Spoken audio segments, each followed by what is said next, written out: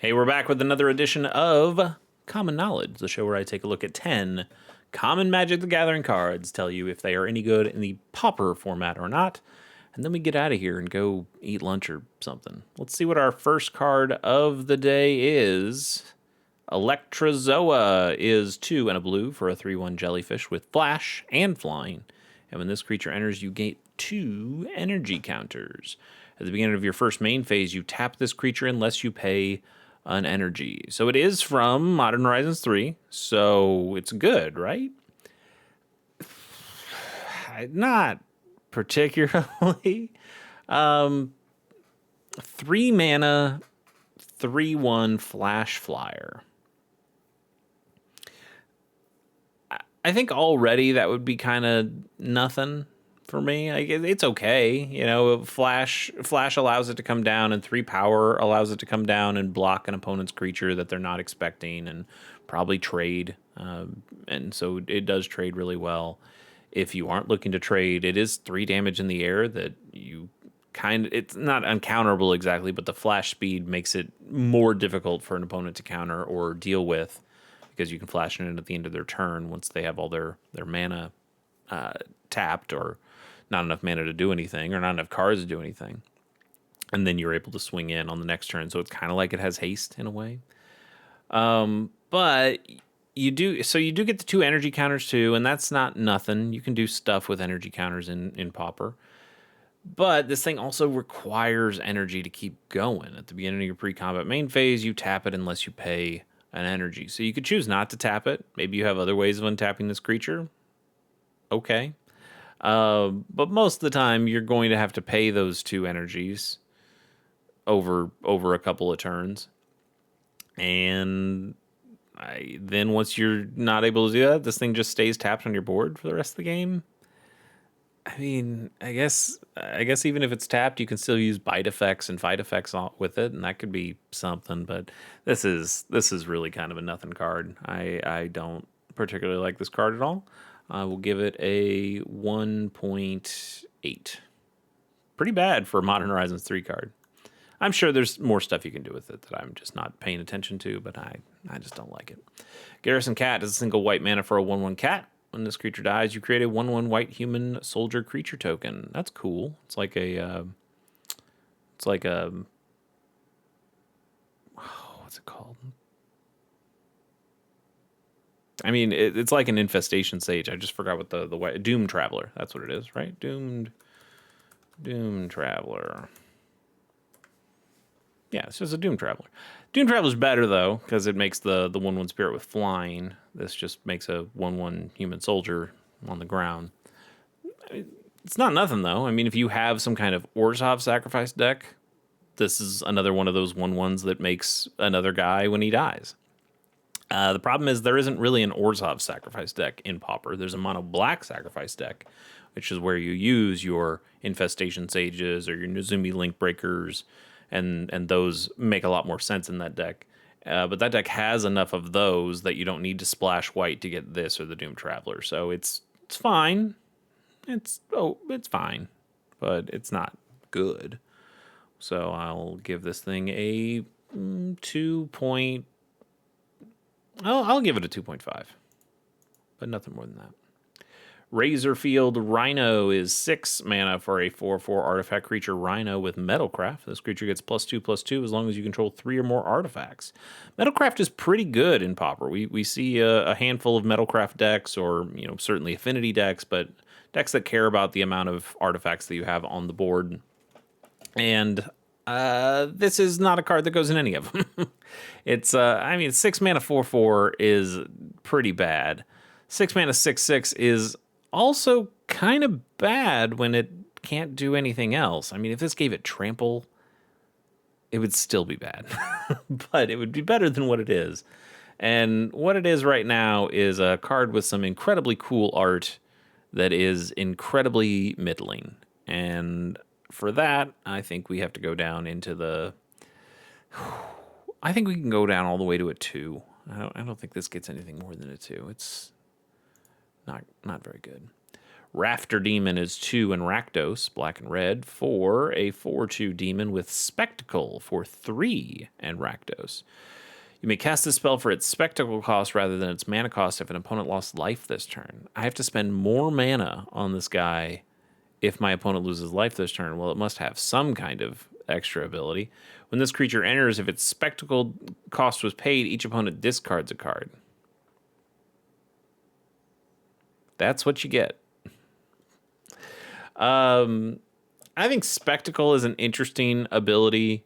It forces you to build your deck in a cool way of finding ways of making your opponent lose nominal amounts of life, or being able to have creatures with menace or death touch or something that your opponent has to allow in and deal a little bit of damage, and then you can play. Generally, what you get with Spectacle is you get a much bigger, or you get a better creature, but you can pay a smaller cost because you jumped through this hoop to be able to do it. And this card says, well, what if you paid a little bit more, but then you got a little extra once you jumped through that hoop?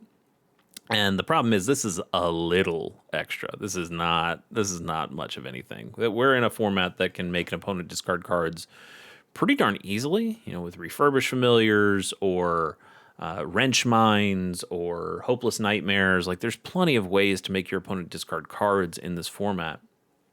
And so the idea of paying 5 mana for a 4/2, this is a really bad creature also once it's on the board. But 5 mana for a 4/2 and then they discard 1 card? No. And if you don't pay the 5 mana, you're really just getting a 4 mana 2/2 or 4 mana 4/2. And it's in multiple pips too. Like, this sucks. This really does suck. I think this card is terrible. I will go for a 1.3. It's awful. I want it off my screen now. Let's leave it. Toxic Nim, we just did this card like 2 episodes ago. It's pretty good. It's pretty good. Not good enough to see play, but it's pretty good. Clockwork Condor. All right, here we're talking. 4 mana for a 0/0 artifact creature bird with flying. This creature enters with 3 +1/+1 counters on it. Whenever this creature attacks or blocks, you remove a +1/+1 counter on it from it at the end of combat. So you still get the full damage, but then once the damage is dealt and once the combat is over, then you remove the counter. This was originally from Mirrodin, which is why I have a little nostalgia for it. I just like creatures with 1/1 counters. I like these 0/0s that come into play with 1/1 counters. I like being able to proliferate these guys and make them even bigger.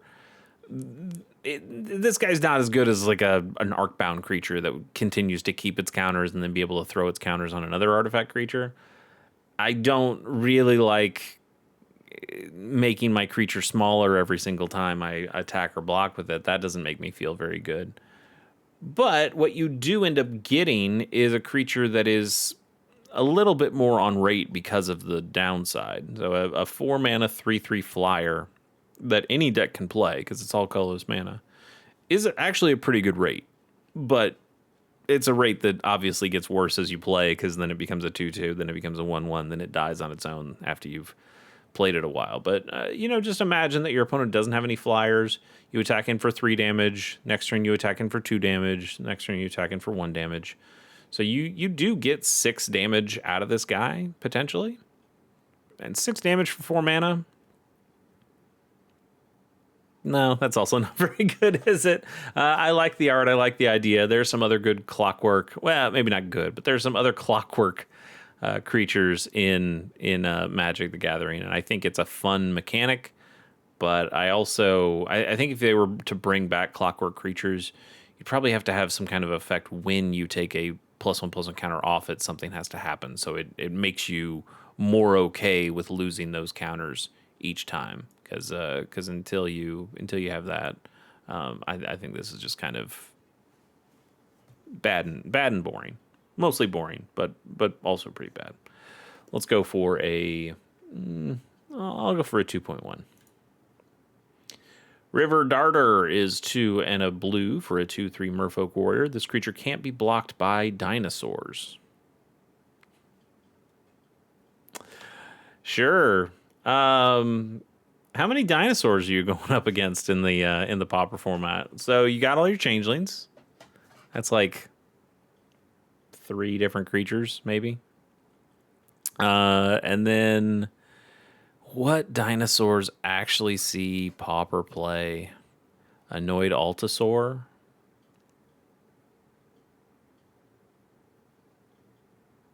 That might be it. I can't think of any other playable dinosaurs off the top of my head.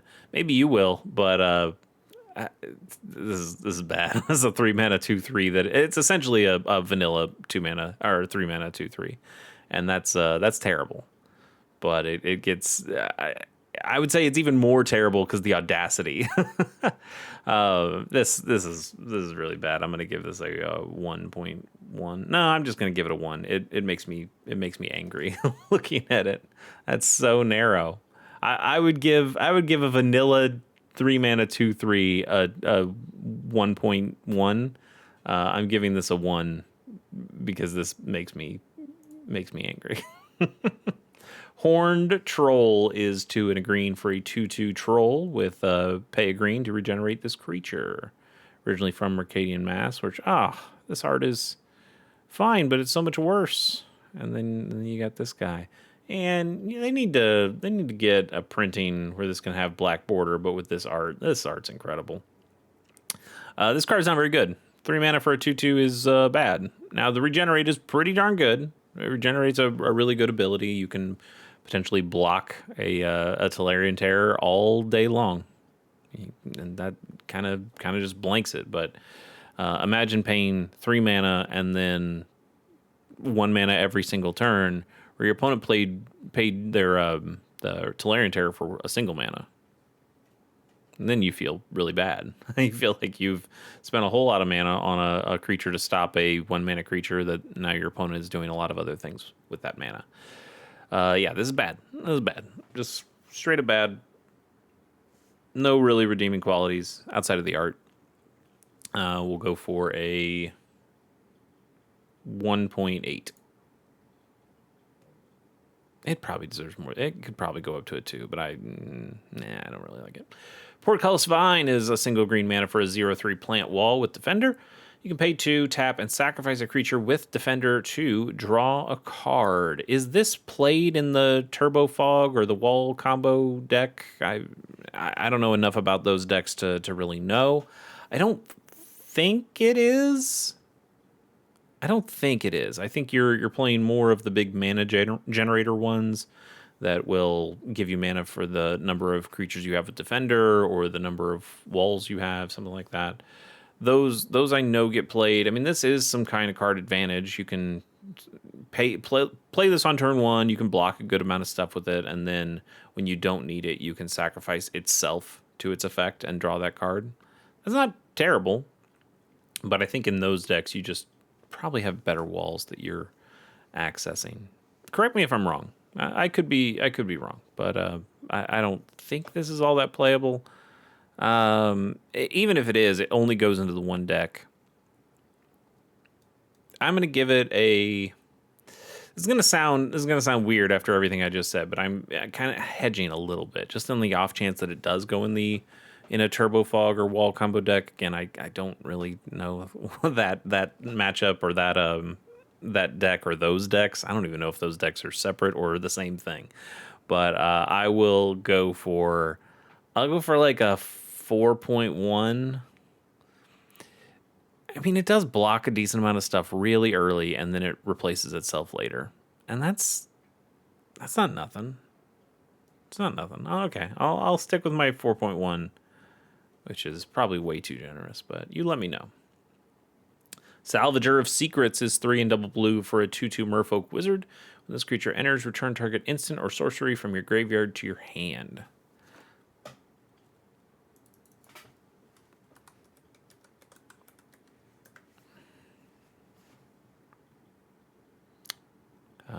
Archaeomancer does this for a mana cheaper. It is smaller. It's a 2/2 versus or 1/2 versus a 2/2. I would just want to pay less mana for that effect. Archaeomancer is great. This sees no play because you're not playing an Archaeomancer for its power and toughness. And so to get an extra point of power but have to pay an extra mana for it, nah, never, not once. If you needed 8 copies, or I guess 5 copies of Archaeomancer, and you can't play 5 Archaeomancers, do you play this, or do you just go splash red so you can play the what's it called? I don't know. There's a red one that does basically the same thing, but it's also cheaper than this. So Ardent Elementalist, that's what it's called. I'd probably end up splashing red rather than play this guy. Yeah, I don't like this at all. We'll go for a. I mean, it's like a 2.5. If Archaeomancer is like a 6.8, that extra point of extra mana pip brings this all the way down to a 2.5. That's how much that's how much of a difference I can make. What's our next card? It's Short Circuit. 1 and a blue for an enchantment aura with flash. Enchant artifact or creature. As long as enchanted permanent is a creature, it gets -3/-0 and loses flying. The losing flying's kind of interesting. That can be kind of fun. But we have other cards, other blue removal cards that just do this kind of thing better. It does have flash. That's not nothing. But this doesn't tap the creature down. It doesn't stop the creature from untapping. It just makes it smaller. But at flash speed, still not great. I think we can go for a 1.5. Yeah, 1.5.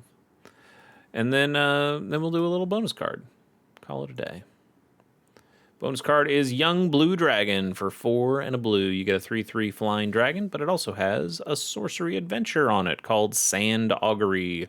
1 and a blue. You scry 1 and then draw a card. It's okay. I think the real problem is that you got a better version of this already in this Durgar Island Dragon, which this is an omen. It's not an adventure ability, but they feel a little similar.